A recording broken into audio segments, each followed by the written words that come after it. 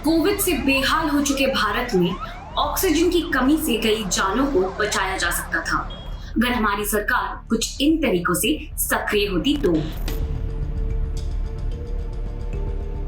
मार्च 2020 में मोदी सरकार ने डिजास्टर मैनेजमेंट एक्ट लागू किया, जो पूरी पावर केंद्र को देता है।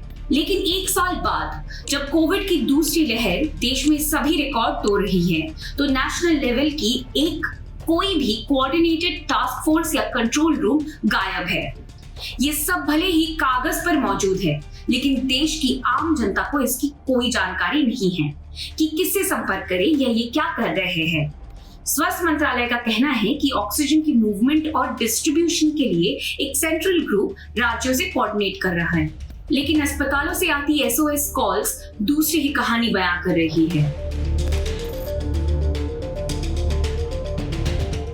आरोग्य सेतु और कोविन जैसे राष्ट्रीय स्तर पर पोर्टल को सरकार क्यों मॉडिफाई नहीं कर रही है, जिसके पास पहले से ही करोड़ों नागरिकों का डेटा मौजूद है।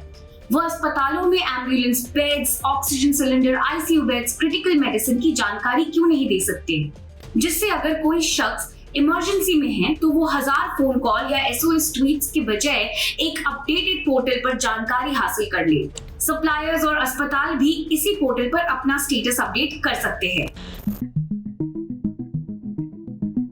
केंद्र सरकार की अध्यक्षता वाली टास्क फोर्स कितनी सक्रिय है, ये इस बात से भी पता चलता है कि फरवरी और मार्च 2021 में इसकी एक भी बैठक नहीं हुई। इस टास्क फोर्स में देश के वैज्ञानिक शामिल है और इनका काम केंद्र सरकार को महामारी के खिलाफ लड़ाई में सलाह देने का है।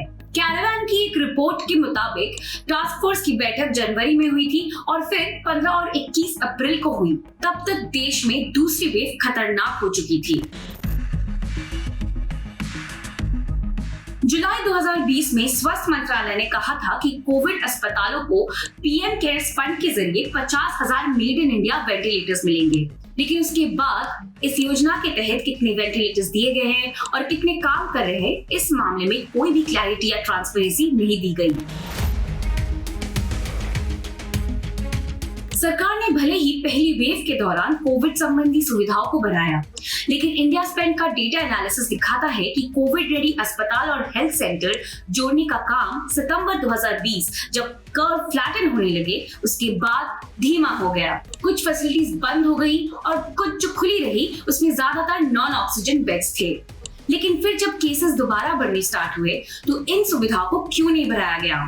केंद्र अब जाकर आर्मी नियंत्रित हेल्थ फैसिलिटीज खोल रहा है और राज्य ऑक्सीजन बेड की संख्या बढ़ाने की कोशिश कर रहे हैं। इंडस्ट्रियल ऑक्सीजन के दुगने एक्सपोर्ट करने के बाद, जिसे मेडिकल इस्तेमाल में भी लाया जा सकता था, मोदी सरकार ने अब 50,000 मीट्रिक टन मेडिकल ऑक्सीजन के लिए इमरजेंसी इंपोर्ट टेंडर मंगाई है। ये भी साफ नहीं है कि ये देश में कब पहुंचेंगे। भले ही ये ऑक्सीजन जल्द ही हम तक पहुंच जाए, लेकिन असली मुसीबत ऑक्सीजन का ट्रांसपोर्टेशन और डिस्ट्रीब्यूशन है। आज झारखंड में एक स्टील प्लांट में ऑक्सीजन है, लेकिन वहां से जरूरतमंद स्टेट्स में पहुंचाने के लिए क्रायोजेनिक टैंकर्स या व्हीकल्स नहीं हैं। यही कारण है कि केंद्र के दिल्ली एनसीआर के ऑक्सीजन कोटे को बढ़ाए जाने के बावजूद यहाँ ऑक्सीजन की सप्लाई में कमी है। रेलवे जो ऑक्सीजन ट्रेनों के जरिए मदद कर रहा है, उसने साफ तौर पर कहा है कि ऑक्सीजन टैंकर्स राज्य सरकार देते हैं। महाराष्ट्र या दिल्ली जैसे समृद्ध राज्य तो टैंकर का जुगाड़ कर भी लेगा, लेकिन कम रिसोर्स वाले स्टेट्स इसका प्रबंध कैसे करेंगे? जिला अस्पतालों में बनने वाली 162 ऑक्सीजन यूनिट में पूरे पैंडेमिक में सिर्फ 33 का निर्माण किया गया, तो इसके लिए किसे दोषी ठहराया जाए? केंद्र सरकार को। स्वास्थ्य मंत्रालय के तहत एक केंद्रीय एजेंसी 162 ऑक्सीजन प्लांट की स्थापना के लिए कई वेंडरों के साथ कोऑर्डिनेट कर रही थी। ये साफ है कि ये केंद्रीय एजेंसी अपने काम में नाकाम रही। नतीजा, यूपी और दिल्ली जैसे राज्यों में दूसरी लहर के बीच जितने ऑक्सीजन प्लांट सैंक्शन हुए थे, उनमें केवल एक प्लांट ही लगा है और इस लापरवाही की जिम्मेदारी लेने को कोई भी राजी नहीं है। लेकिन फिर भी राज्य को खुद का ऑक्सीजन प्लांट लगाने को लेकर किसी तरह की रोक नहीं थी। हर प्लांट पर 2 करोड़ के आसपास रुपए खर्च होते हैं। लेकिन बहुत देर हो गई।